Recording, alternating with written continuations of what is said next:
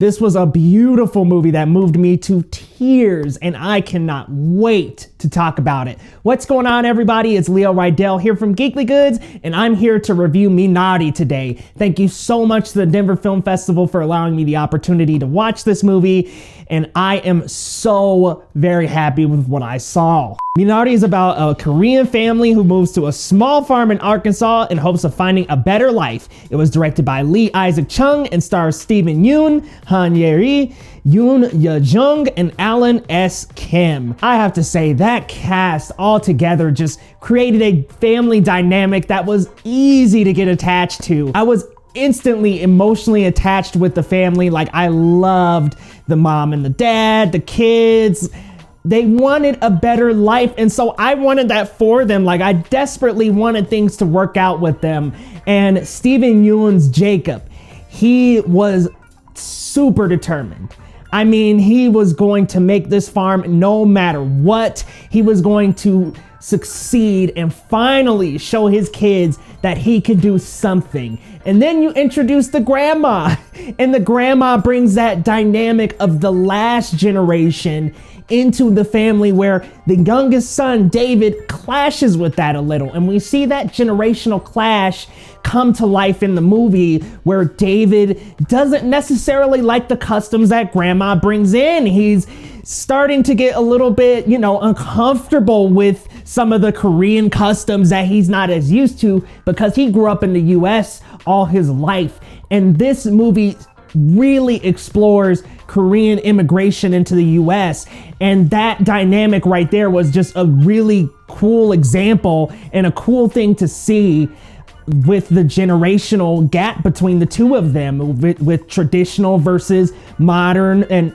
it was just such a really cool thing to witness the two generations in one setting, and how it was a little uneasy for David with some of those Korean traditions. So I absolutely love that part of the movie. I mean, the cast is just great. Stephen Yeun, when I saw that he was in this movie, I was absolutely happy. I mean, he was my favorite character on The Walking Dead. Glenn, he was the best.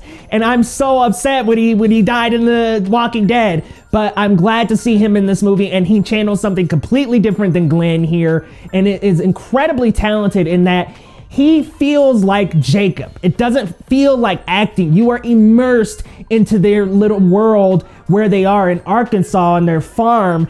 And Stephen Yeun just plays such a great character that feels a part of this world. He doesn't feel like Stephen Yeun anymore. He disconnects and becomes Jacob, and that energy is so felt in this when David is trying his hardest to build this farm for his family, to build a better life for his family, to give his family what he didn't have. And see, Stephen Yeun is playing someone from his parents' generation, someone who worked hard, part of that last generation who worked hard to give their kids the future that they never had. And he does that in such a great way. And you can feel that he has been through these experiences in the way that it's natural for him to emit that energy. So huge applause on his part. He does fantastic, and him and Han are great together. Han plays his wife Monica, and she is the same way. You can tell she naturally imbues this energy, and she can naturally channel that because that is part of the upbringing that she most likely experienced.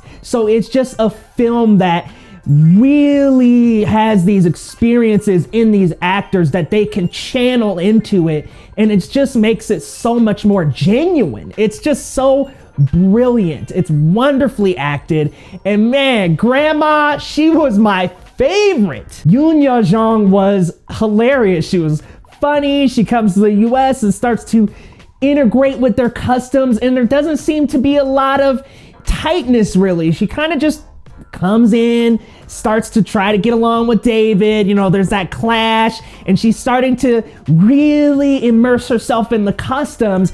And I love grandma. She plays a hilarious grandma, but at the same time, a grandma who is dedicated to a relationship with her grandson. And I love that. I love the scenes between her and David, because even though you get the clash sometimes, you still see that the grandma and the grandson, no matter what, are going to love each other and going to bring each other up and try to make the best of each other. And that this movie does such a great job of that. along with the cast. The music is so beautiful.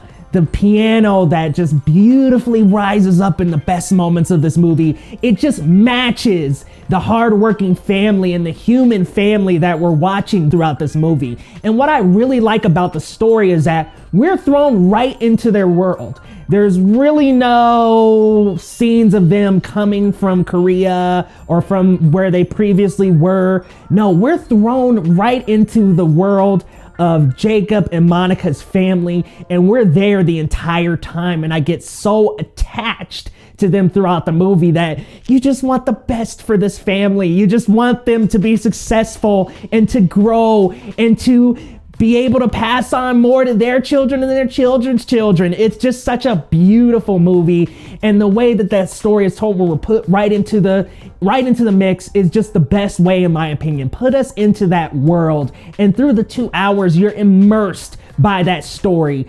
And the cinematography, incredible. You have these beautiful tracking shots that show us their setting, the farm, that really get us established with where we are. And then once we're with the family, you kind of get these tight close-ups where it gives us a chance to really see the expressions, the looks, the feeling that the family is having, because they are struggling. And we do get to see that up close and personal, especially in those scenes when Han and Steven and their characters come together and the conflict between them.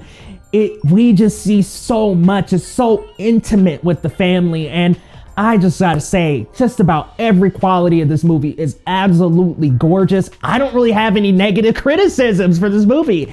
I loved every single thing about it. The music, the acting especially, the cinematography, everything in this movie is just so well done. And it bounces back and forth a little bit from Korean language to English language, but it's mostly in Korean. And I loved following the subtitles. I like subs, so I had no issues with that. And I just love how beautifully human the story is.